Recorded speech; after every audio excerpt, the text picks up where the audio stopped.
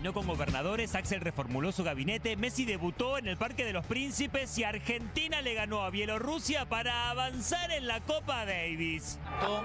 Se lo tomó con seriedad. Y bueno, Argentina... Otro día más en este hermoso y victorioso país. ¡Vamos, Brian!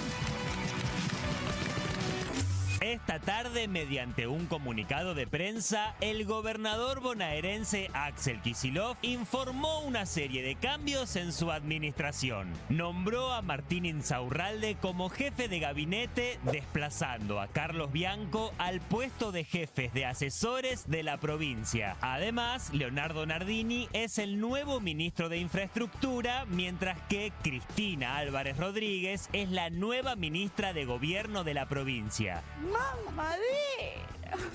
Por otro lado, hoy en Fuego Amigo recibimos a 4 politólogos para hablar de algo que escuchaste mencionar mucho la semana pasada a partir de los tires y aflojes que terminaron con la renovación de parte del gabinete. Los gobiernos de coalición del Frejuli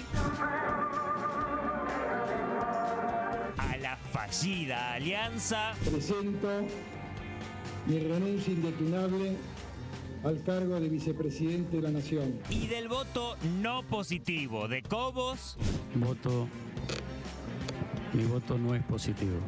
Voto es en contra. A las tensiones entre el radicalismo y el PRO en Juntos por el Cambio. En serio te digo, mirá que acá se va a armar un quilombo.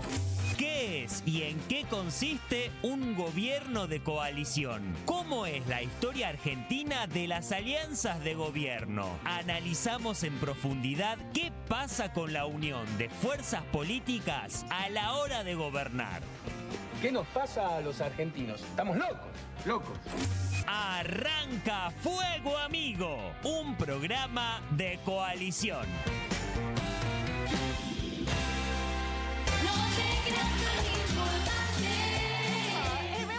Porque no hay que creerse. Subí el volumen, que es domingo. Ahora es domingo. No te creas tan importante, dice Pablito Lescano, ¿no? Bueno, qué despelote, ¿no? Vamos a decirlo de esta manera, bueno, ¿no? vos querías decirlo. Y yo lo quería decir, ¿o no? Y sí. Y nosotros que somos un programa de coalición también con integrantes que pensamos cosas muy diferentes. Sí. Sobrevivimos bien, ¿eh? Sí, bastante bien. Bastante bien. Vamos gobernando el aire. Por ahora, ¿eh? Por ahí uno manda una carta a alguno del equipo y se pudre todo. Vamos a ver. Sí, por ahora venimos bien, ¿no, Caruso? Sí, venimos muy bien. Está todo tranquilo acá. ¿Sí? ¿Cómo anda usted, Caruso? Bien, muy bien. ¿Bien? ¿El ánimo? Bueno, siguiendo con mucha atención todo lo que está pasando. Preocupado, para ser de franco, muy preocupado. Bien. Pero bueno, esperemos que se recompongan las bases del frente, ¿no? ¿Elizabeth? Yo tomé distancia por las dudas. Está bien, sí. Bien, muy bien. Muchas novedades durante el fin de semana y creo que van a seguir mañana y el martes también. Pregunto. ¿Se terminó el conflicto o hay una tregua por un ratito nomás? Se fue al Calafate la vicepresidenta. Sí, da la sensación que... Y Axel viajó. Da la sensación que las decisiones que se tomaron traen un poco de tranquilidad. Creo que hay que esperar los anuncios económicos del martes, ¿no? Creo que es el día. Y a partir de allí ver de qué se trata. Se conocen más o menos los títulos, después hay que ver las profundidades y las magnitudes y si hay algo sorpresa, si hay algo no mencionado que mueva un poco el avispero. Eli, antes de presentar a los invitados, el martes anuncios económicos. El martes es el día de los anuncios económicos. Vamos a ver, porque hubo un ejercicio contable interesante que se conoció el sábado con los DEC del fondo y ahí quedaron unos fondos adicionales para utilizar. Veremos a ver a dónde se destinan, si lo que planteó Cristina el jueves en la carta de alguna manera es tomado por el ministro de Economía, Martín Guzmán, y hay algún tipo de medidas en ese sentido. Llamativo, ¿no? Las críticas de Cristina enfocaron a la cuestión económica, sin embargo, ¿sí? Ninguno de los funcionarios del área económica del gobierno... Quedó todo el gabinete económico tal como está, ¿no? Todo. Exactamente. Bueno, seguiremos de cerca esto. Ya en instantes le vamos a contar con Eli y Pablo de qué se tratan estos anuncios económicos. Pero, Schurman, tenemos 3 invitados especiales porque... A partir de que el Frente de Todos perdió en las PASO de la manera que perdió y se desató todo lo que se desató que venimos contando acá en Fuego Amigo y que nos viene abrumando a todos los argentinos y argentinas, dijimos, vamos a pensar un poco ¿Qué pasa en los gobiernos de coalición en la democracia argentina? Las distintas experiencias y de qué manera se puede salir de una crisis así. Y para eso tenemos 3 grandes invitados que los paso a presentar. Algunos ya han estado en Fuego Amigo y vamos a tratar de mezclar distintas disciplinas para que ellos nos cuenten un poco cómo están viendo el panorama. Los paso a presentar. Está Roy Ora, que es historiador, es profesor. Hola, ¿qué tal? Y además es coautor de un gran libro, La moneda en el aire, que es justo para leer en estos tiempos junto con Pablo Gerchunov. Está Juan Negri, politólogo, profesor de la Universidad Torcuato Di Tella, ex profesor. Y Ana Natalucci, que es investigadora del CONICET y profesora de la Facultad de Ciencias Sociales de la UBA. Bienvenidos a los 3. Vamos a tratar de pensar entre todos un poco qué está pasando, ¿no? Sí, yo voy a arrancar con Negri. Le voy a preguntar lo siguiente, ¿no? Atento a lo que sucedió en estas últimas horas. El Frente de Todos, el frente que está en el gobierno, ¿es un acuerdo electoral o es lo que se define como una coalición de gobierno? Y en todo caso, ¿cuál es la diferencia? Bueno, creo que es una gran pregunta. Me parece que fue una gran estrategia electoral que planteó una alternativa al macrismo que fue exitosa, que creo que uno de sus defectos de origen creo que fue que se planteó como un antimacrismo y no tanto en ese momento pensar cuáles eran los lineamientos no solo programáticos, sino de funcionamiento del Frente de Todos en ese momento. Y que no funcionó como un gobierno de coalición, entendido como gobierno, ¿no? Es decir, las diferencias se notaron muy al principio. Estructuralmente también la pandemia jugó un rol fundamental, es decir, no es fácil lidiar en ese contexto. Creo que Alberto también cometió, errores. Todo ese combo terminó mostrando, creo que un Frente de Todos débil como estrategia de gobierno. Ahora, ¿la pandemia evitó mostrar las diferencias? ¿Porque todos estaban enfocados en ese tema? Creo que al principio le permitió a Alberto encontrar un rumbo que no sé si él se había planteado en algún momento. A mí siempre me queda la duda de que Alberto nunca tuvo claro qué tipo de presidente quería ser, qué tipo de liderazgo quería ejercer. No lo sabemos. Creo que la pandemia le ofreció a él, insisto, una razón de ser. Después, digamos, me parece que todo se fue deshilachando y las diferencias quedaron muy visibles casi desde el comienzo, ¿no? Ana, vos coincidís, mirando desde la génesis del Frente de Todos hasta hoy, ¿coincidís con la mirada de Juan? ¿Cómo estás viendo en estos días los equilibrios adentro de la coalición de gobierno? Sí, yo coincido bastante y creo que uno de los principales problemas del Frente es que confundió una coalición electoral con una coalición de gobierno. Y esto me parece que se expresa en que los ministerios están loteados, ¿no? Siempre pensamos que era solo el del Ministerio de Desarrollo Social el que estaba loteado y después cuando empezaron los recambios nos dimos cuenta que eran varios más. Explícanos para todos qué significa. ¿A qué decimos con loteado? ¿Qué es? El ministro es de tal fuerza o de tal espacio. El secretario tal es de tal otro, el otro es del otro. Para bajarlo a tierra, teníamos el cristinismo, para decirlo de algún modo. Sí. Alberto Fernández o el albertismo y el masismo. Y el masismo, exactamente. Bien. Sí, y entre ellos 3 se loteaban los ministerios. Sí, y algunas organizaciones chicas, depende qué ministerio, a lo mejor el Ministerio Pero de Desarrollo esa no Social es una característica justamente de las coaliciones. ¿Cómo? El loteo de ministerios no es justamente una característica de una coalición de gobierno. No, porque vos podrías haber optado por una racionalidad más de dividir ministerios por fuerza. Por ejemplo, vos podías pensar que algunas fuerzas, no sé, el cristinismo o el masismo, tenían más expertise o más experiencia en un área y dar el ministerio. ¿Qué te garantiza vos tener un ministerio? Que tenés el ministro que todos los funcionarios le responden directamente. Vos así tenés un ministro, un secretario que le responde a Massa, otro que le responde a Cristina, el ministro que le responde a Alberto. Entonces lo que no tenés es conducción del ministerio y eso para la gestión cotidiana de la política pública es gravísimo, porque si no tenés coordinación ministerial... Bueno, pero ese es otro problema, eso es un problema de la jefatura de gabinete en todo caso. No, pero ¿sabes qué estaba pensando? Alberto... Estaba pensando, a propósito del ejemplo que vos das, el conflicto que se suscitó en energía, ¿no? Cuando querían desplazar a un funcionario y ese funcionario respondía a Cristina y quien pedía que lo desplazara respondía a Alberto Fernández. Sí, pero con lo que dice Elizabeth quiero recordar algo. En cerca de febrero de 2020, poco de asumido, había una crítica que no sé si se acuerdan que tenía que ver con que no estaban ocupados los principales puestos de los ministerios. Ministerio y secretarías y direcciones, ¿no? Que son los 3 primeros estamentos de cada ministerio. Sí, que demoraron muchísimo. Demoraron un montón. Y se acuerdan que en ese momento cuando se le preguntó al presidente, el presidente lo que dijo es que él estaba tratando de encontrar un fino equilibrio adentro de cada ministerio de la coalición. Por eso yo creo que eso es un problema. O sea, Alberto mismo reconoció. Pero eso no es un problema de gestión. Lo que uno identifica acá rápidamente son dos cosas. Primero, la participación de los distintos sectores en la toma de decisiones. Llama la atención que Cristina no participa de la manera que uno creía que participaba. Y por otro lado, de rumbo económico.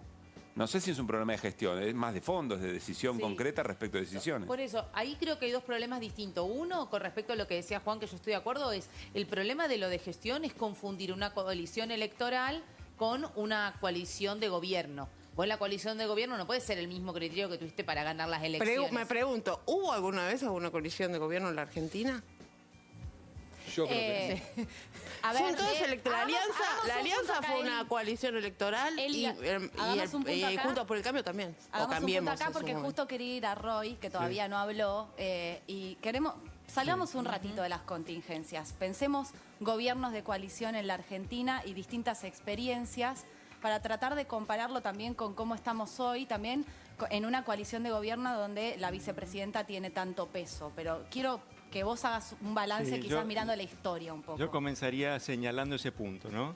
Y es que independientemente de la estructura institucional que tiene el sistema de poder en Argentina, una peculiaridad de esta coalición funcionando es que el centro de gravedad no está en la cabeza, ¿no?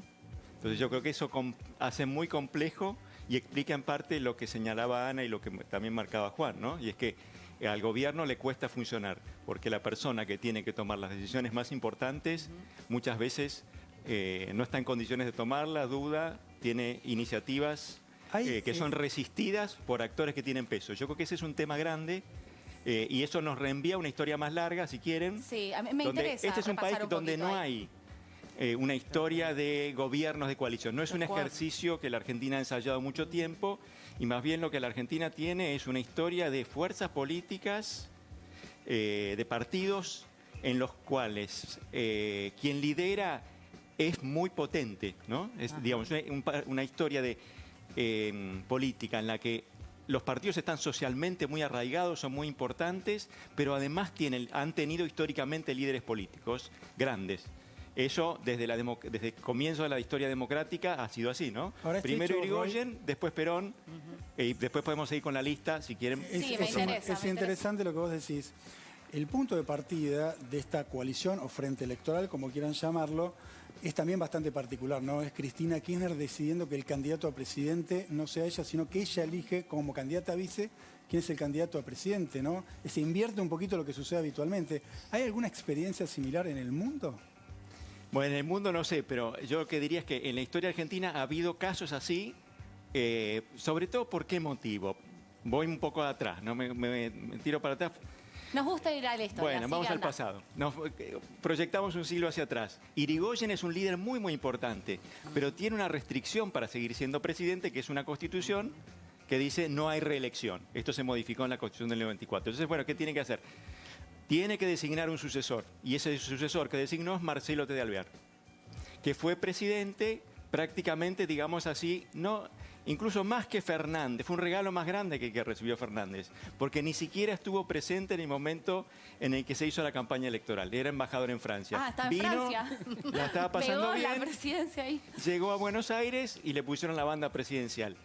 Y en esa época, por supuesto, porque este es un país en el cual digamos, el conflicto político no solo es intenso ahora, hay una historia de tensiones políticas importantes, ¿no? Entonces había mucha gente que decía, le decía a Alvear, abrite de Irigoyen. Irigoyen recibía críticas como las que en las últimas 2 décadas recibieron los kirchneristas, en particular Cristina y Néstor, que utilizan el poder del Estado, bla, bla, bla. Todo eso estaba. Entonces le plantearon a Irigoyen, a Alvear, bueno, abrite. Utiliza el poder del Estado, el poder de la presidencia para hacer tu propio camino. Alvear lo pensó y dijo, estuvo a punto de hacerlo probablemente, su ministro del Interior lo empujaba en esa dirección, finalmente decidió no hacerlo. Y yo creo que estuvo bien, porque esa Argentina era una Argentina donde podía haber disputas en la dirigencia política, pero era una Argentina que funcionaba.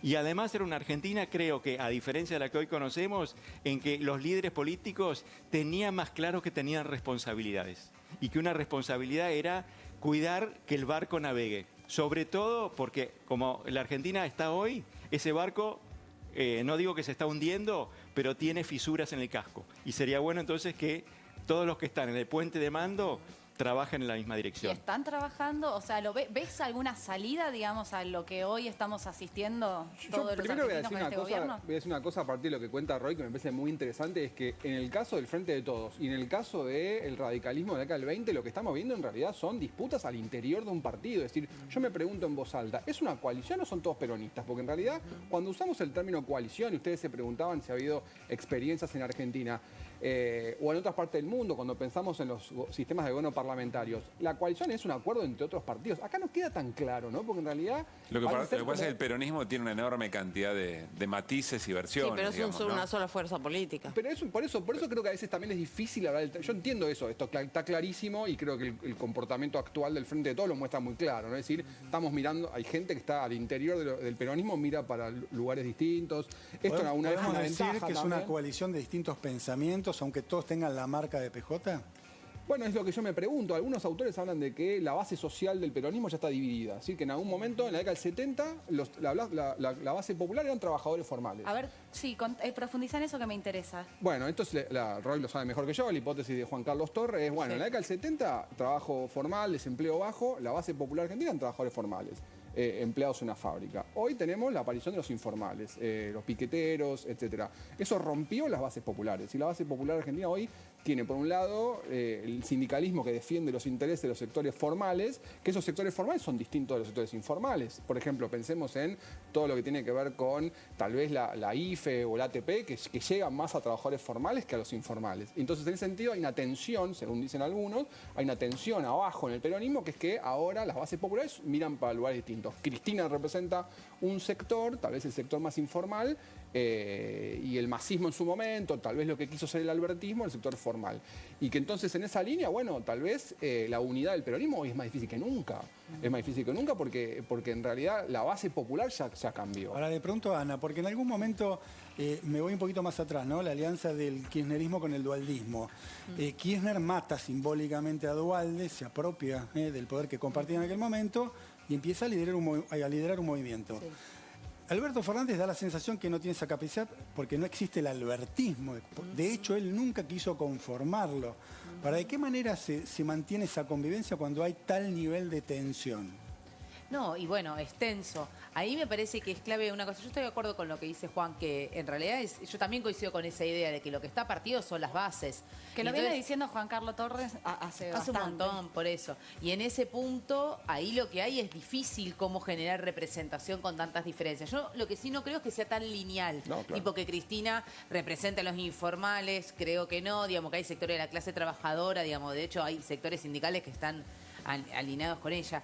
Sí, lo que creo es esto, que genera mucha tensión. Y para mí una de las grandes preguntas del resultado electoral, pero también de todo este proceso, es qué pasó con los votos del Frente Renovador. Porque si uno mira, Felipe Solá, Alberto Fernández y Sergio Massa eran todos Frente Renovador. Y sin embargo, hoy también parece que perdieron votos, ¿no? Solá, bueno, digamos, además de lo que pasó, digamos, que estaba volando, digamos, y ahí se enteró que lo habían renunciado. Sí. Bueno, pero Massa tampoco tiene votos hoy, ¿no? Es impresionante ahí cómo la provincia, digamos, perdió todo ese electorado. Entonces ahí me parece que sí, que esa tensión... ¿Cómo? O Tigre también. Tigre, por ejemplo, claro. Ahí me parece que eso convive tenso, pero también hay una pregunta ahí, ¿qué pasó con todos esos votos y con esa representación que esos sectores ejercían sobre determinados sectores sociales? Bueno, yo creo que ahí los votos los aporta Cristina hoy en día. O sea, los votos los aporta solamente Cristina y en parte esa es el reclamo, me parece, de los sectores kirchneristas. Es los votos los estoy poniendo yo. Ahora tomo todo esto que están diciendo, ¿no? Los votos los aporta Cristina, el centro de gravedad es Cristina. Tenemos un presidente débil ante una situación como la que vimos en estos últimos días. Hay un presidente débil, se va a mantener débil. ¿Hay alguna manera de fortalecer al presidente o la idea de Cristina es mantener a ese presidente débil? Roy. Yo creo que tenemos que esperar un poco. Me parece que si hubiéramos estado sentados acá hace una semana, la conversación hubiera sido muy distinta, ¿no? El ritmo de la crisis política argentina es apabullante. Los programas de hace 3 días son programas viejos. Sí, yo creo que la crisis no se ha cerrado y además tenemos en noviembre un momento que va a ser muy importante, las elecciones definitivas, ¿no?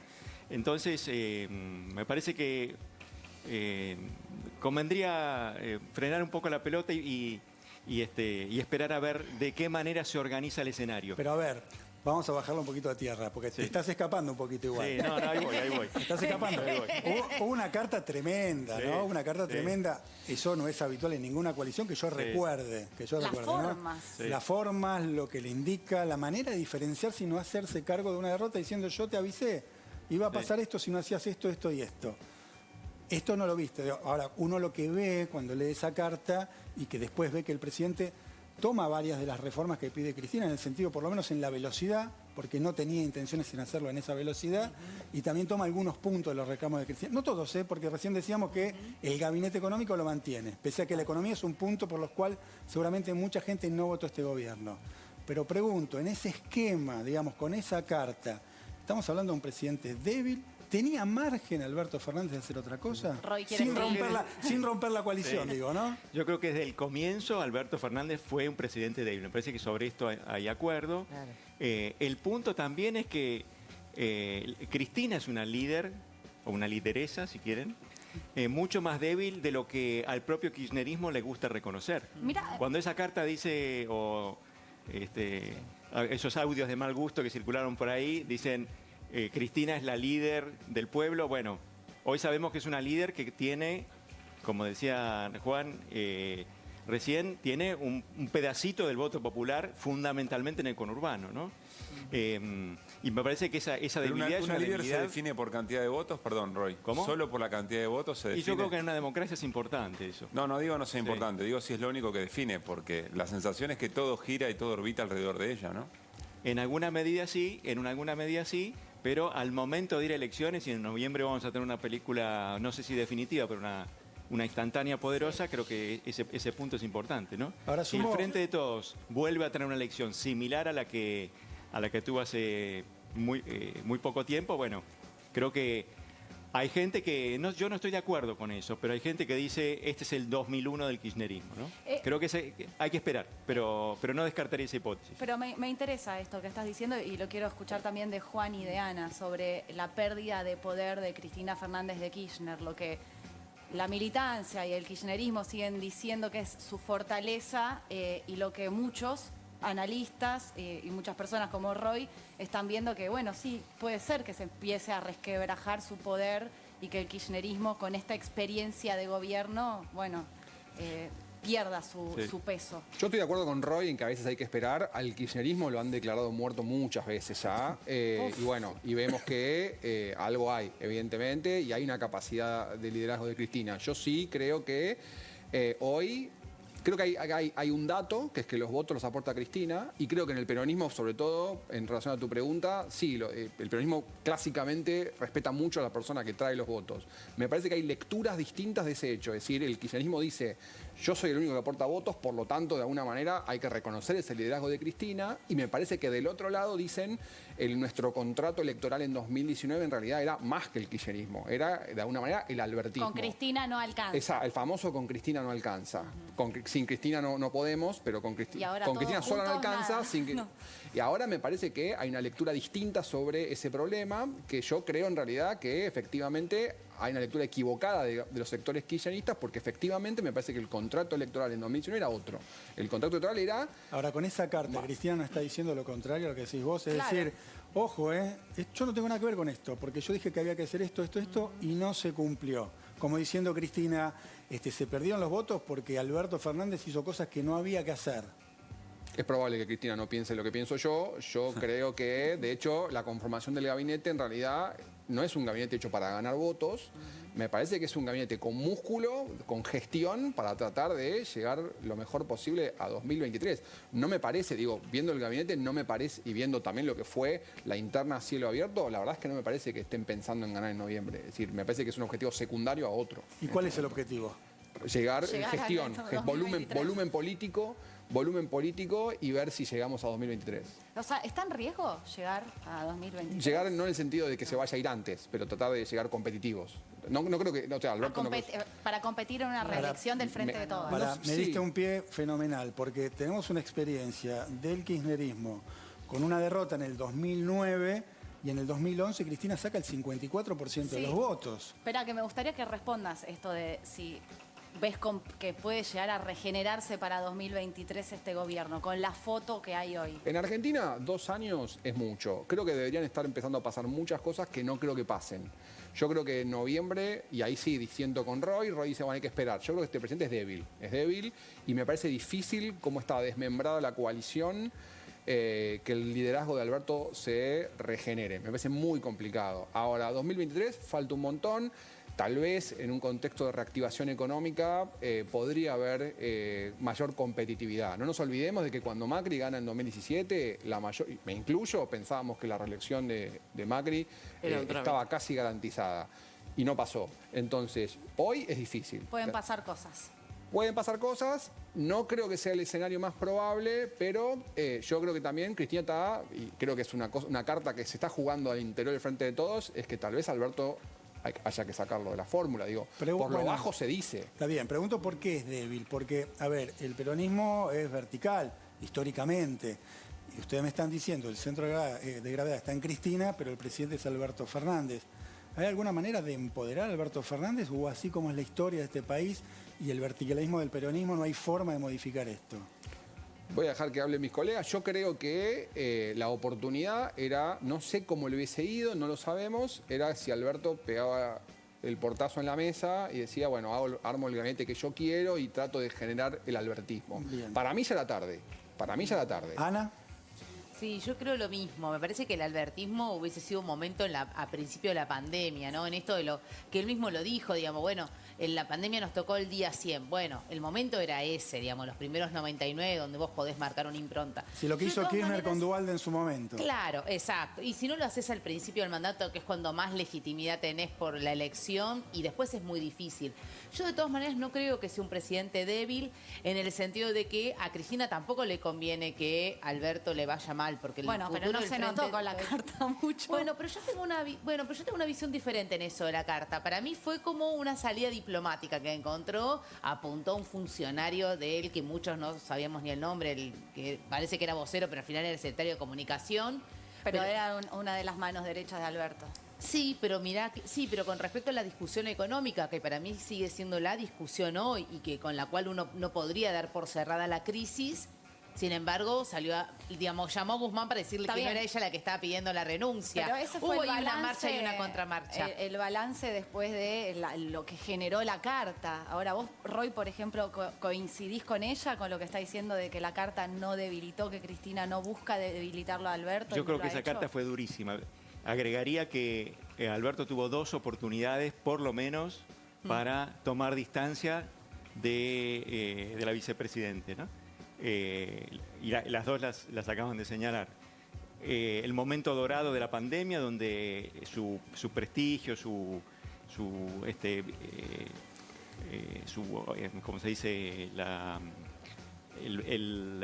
opinión que la sociedad tenía de él estaba en su punto más alto, y donde además parecía que todos creían que un Alberto más autónomo, más dispuesto a dialogar con la oposición, tenía el campo abierto. Ahora, y la segunda es esta. Yo creo que en ese sentido Cristina no se equivocó al elegir a Alberto. Vamos a leer la carta o algún tramo para recordar un poquito esto que está pasando, pero te pregunto, Roy, ¿hay alguna chance de que le vaya bien a Cristina si no le va bien a Alberto?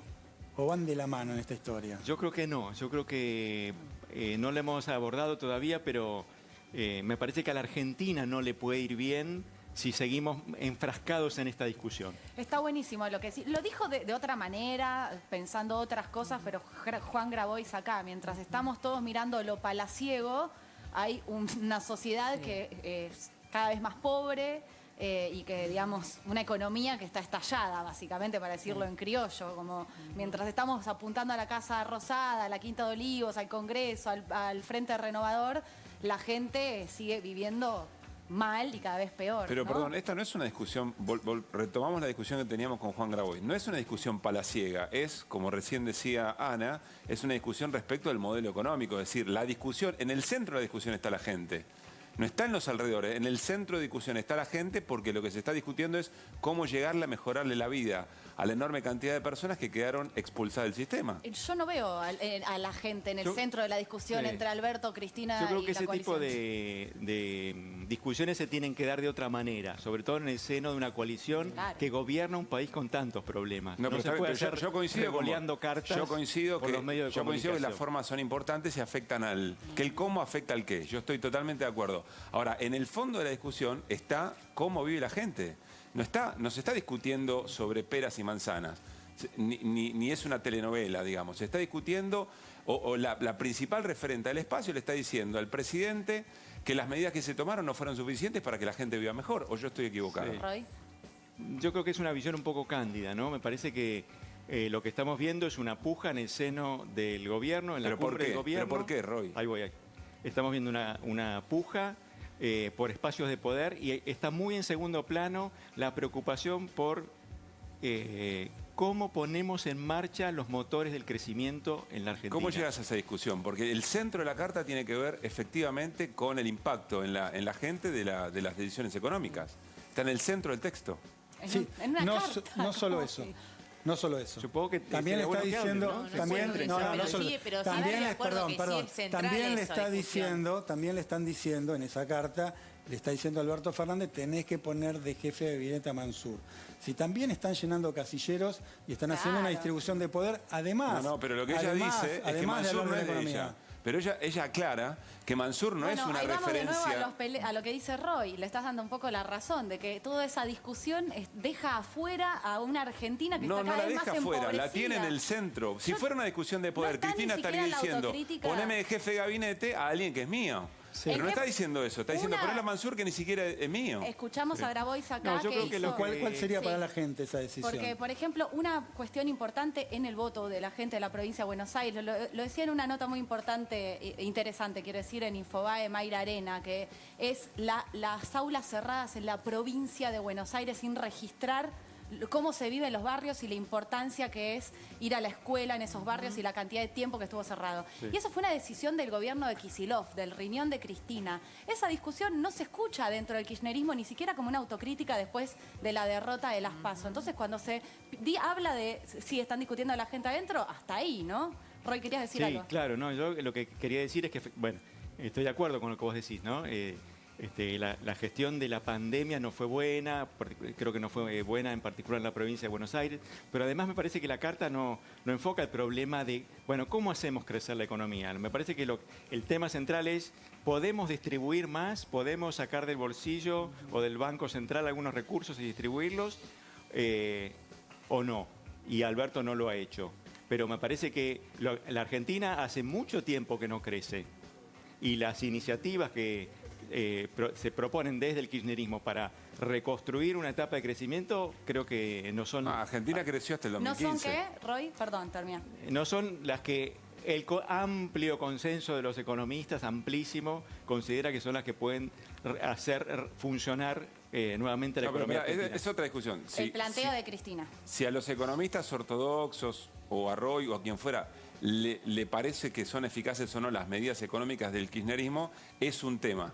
Lo otro tiene, y me parece que está saldado porque hasta el 2015 Argentina creció. Y el balance del segundo mandato, bueno, son los números macroeconómicos. Bueno, pará, tenés a dos personas que estudian eso, dejarlos responder a ver si es así pero o no. No terminé el punto. Digo, el segundo mandato de Cristina creció, poco pero creció.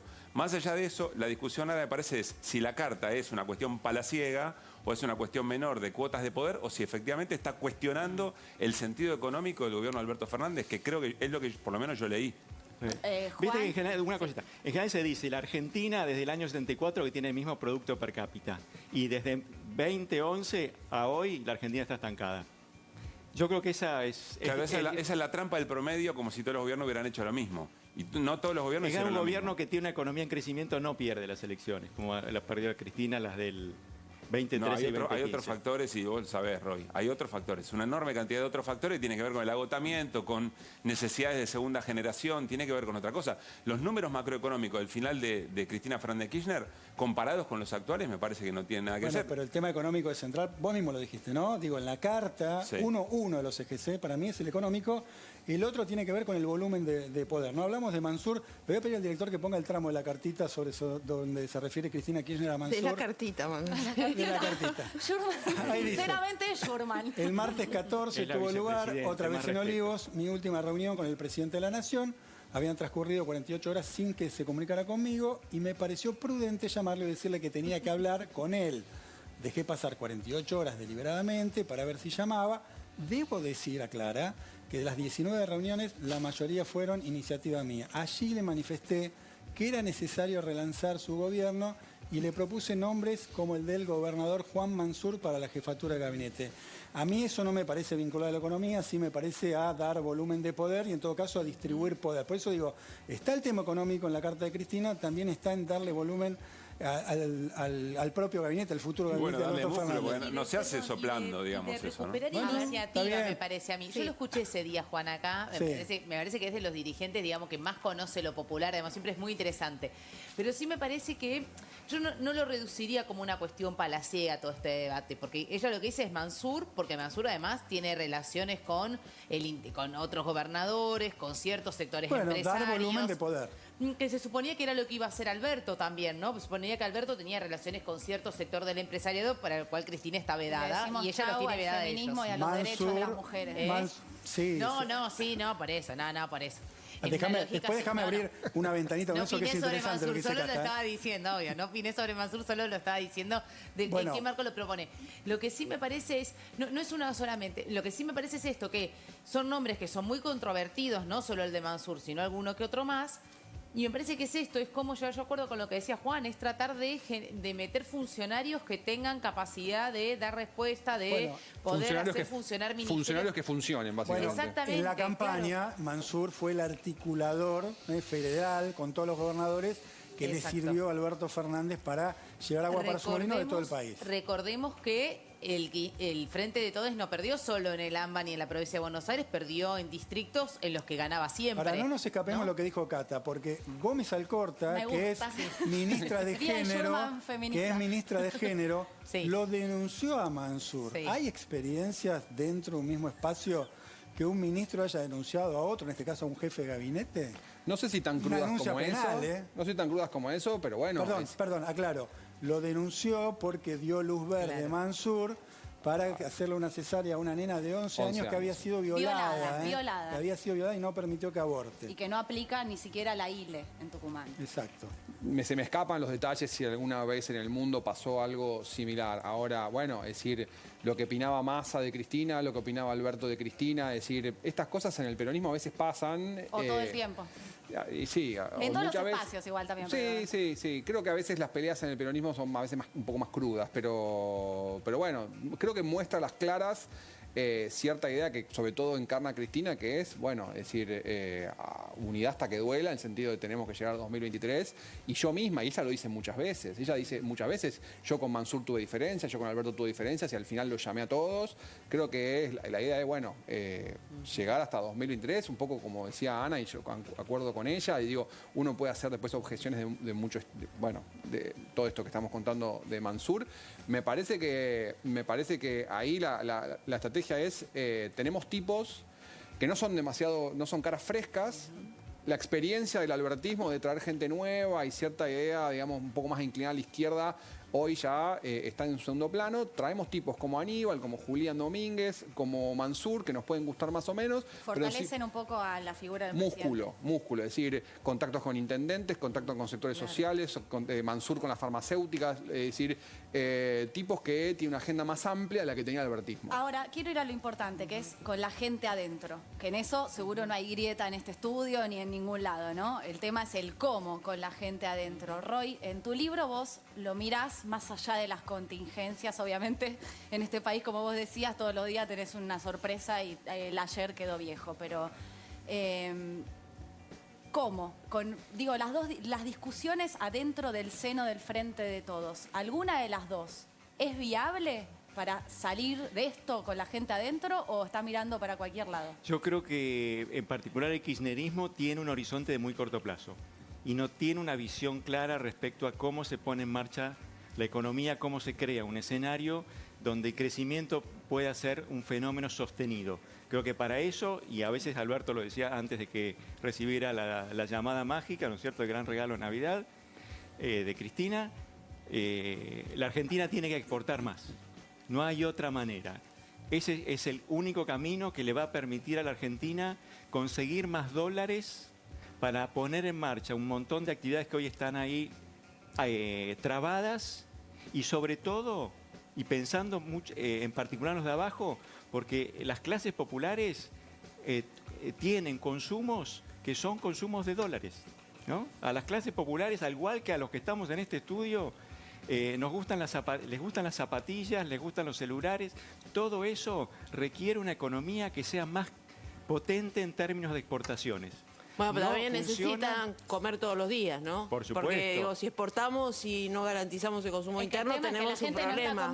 No, Hace muchos redistribución, años, redistribuir esa riqueza. Hace muchos años que la economía no crece. Sin crecimiento, la gente no come. Sí, igual a mí Es así. sí, No, bueno, sí, eso es cierto, sin nos crecimiento queda la un gente no minuto y come. medio así cerramos, Sí, Ana soy y Juan, sintética. un poquito. Sí, igual me parece también que en eso, yo no estoy de acuerdo, digamos, que el kirchnerismo no tiene una visión de largo plazo, digamos, no tendrá un plan quinquenal, si querés, pero de última es el proceso que encabezó en los últimos 30 años, un proceso de desarrollo sostenido casi 15. Tampoco diría que no es que no tienen mediano o largo plazo. Lo que sí me parece que lo que está ausente es la discusión con el empresariado, ¿no? Y lo que pasó en 2008-2009, que el empresario después de la crisis con el campo y después de la crisis internacional deja de invertir. Y entonces ahí también hay una política que tiene que ver, y no casualmente me parece que se llama sectores que puedan tener diálogo con eso, no es solamente un problema de exportar más, porque vos podés exportar más, no pagan un peso de retenciones y se la queda el 10% de la población. O sea, no es solamente exportar más si eso no tenés una política de redistribución y un proceso de expansión de la industria. Bien, Juan, 15 segundos, 20 segundos. En relación a lo que dice Ana, lo que dice Roy, yo creo que eso está ausente de la carta, es decir, creo que está ausente en este momento de la discusión, es decir, no se está pensando en un proyecto de crecimiento a largo plazo. Creo que eso tiene que ver con las falencias de origen del Frente de Todos, de distintas visiones.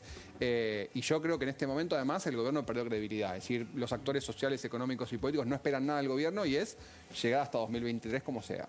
Bien. Gracias a los tres, gracias Roy, gracias Juan, gracias Ana. Volveremos a convocarlos, nos encanta escucharlos, diferentes miradas, acá debatimos todos. La idea es poder pensar un poco dónde estamos parados y tratar de traerles a ustedes un poco de información también. Bueno, y vamos a seguir debatiendo estos temas que están calentísimos, ¿no? Sí. Esta semana seguramente tenemos que seguir hablando. Hubo cambios de gabinete también en la gestión de Axel Kicillof. De eso vamos a hablar después del corte.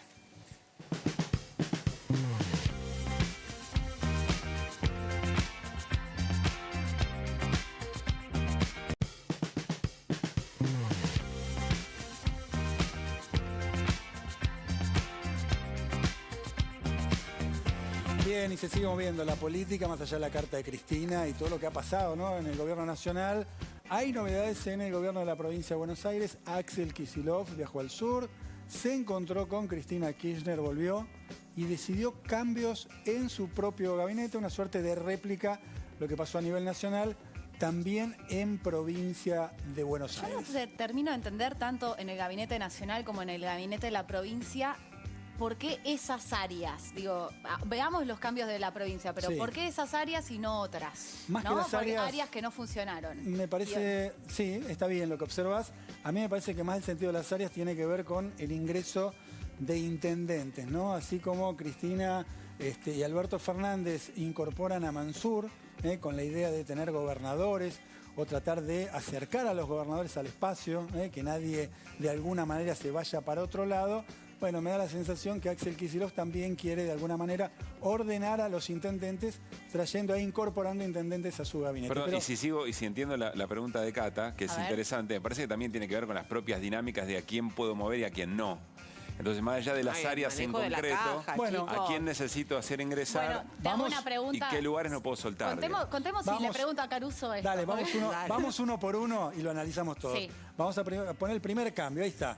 Jefe de gabinete, se va Carlos Bianco, termina como jefe de asesores. Muy cercano a Kicillof, Exacto. Carly Bianco. O sea, se va a la jefatura de gabinete, pero queda como jefe de asesores de Kicillof.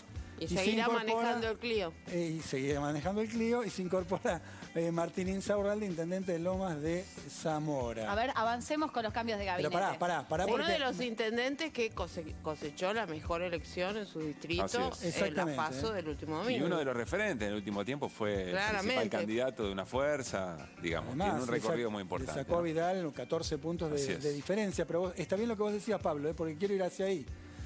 ¿Quién se corre? Carlos Bianco.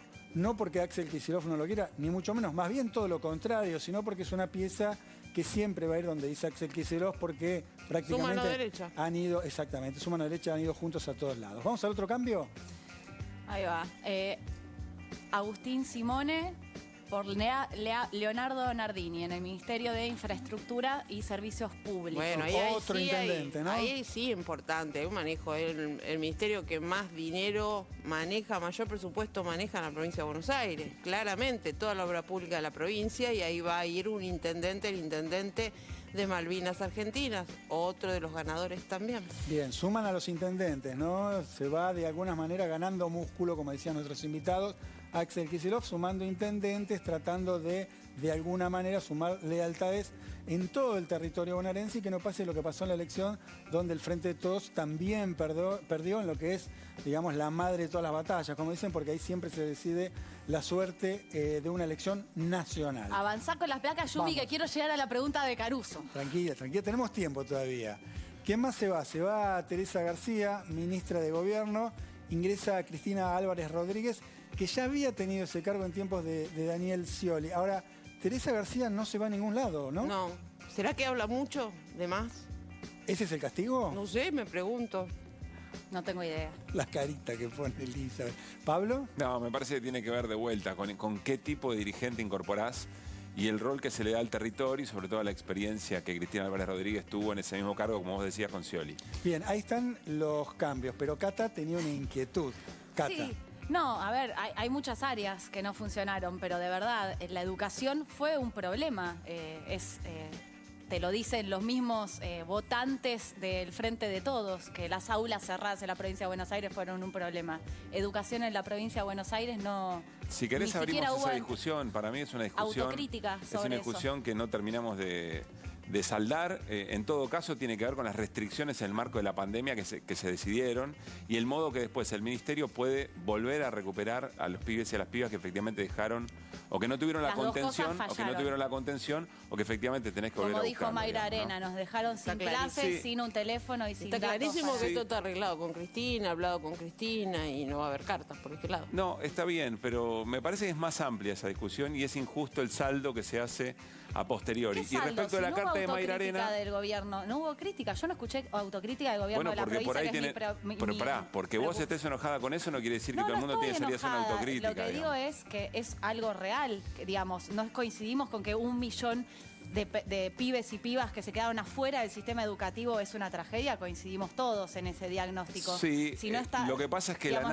después... el análisis puesto de esa manera es que globalmente todo fue un desastre. Bien. Y lo cierto es que cayó una pandemia... Yo no estoy diciendo eso. Yo Lo cierto es que cayó una pandemia y que se tomaron decisiones sin manuales para saber cómo resolver esa situación. Pero no hubo muchas veces coincidimos. Tampoco. No escuchamos de ningún funcionario ni candidato cómo van a Bueno, hacer para chicos, recuperar a los pibes. La seguimos mañana. Tenemos que ir al Fuego Amigo porque se nos está yendo el programa. Ay, y ustedes no van a terminar nunca. Esta discusión no la van a terminar nunca. ¿Vamos al Fuego Amigo?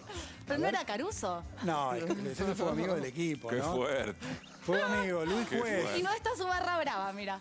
A ver, el Fuego Amigo es Luis Juez diciendo Mauricio Macri, dice apostó en Córdoba y se equivocó. Fuegazo. Eli, a ver, Le ¿por qué? vamos a pasar factura todo el tiempo, y claramente porque apostó por Negri y Santos, que era su candidato a diputado, y perdió, y bueno, Luis Juez lo va a seguir, le va a seguir pegando por todos lados. Gracias, Eli, gracias, Caruso. La vamos a seguir, Caruso. Escúchame, ¿vas a seguir peleando con Caruso vos? Debatiendo, Es un buen si muchacho. somos amigos, yo lo quiero. Tipo inteligente, Caruso, sabe un yo lo montón, quiero. no te pelees más.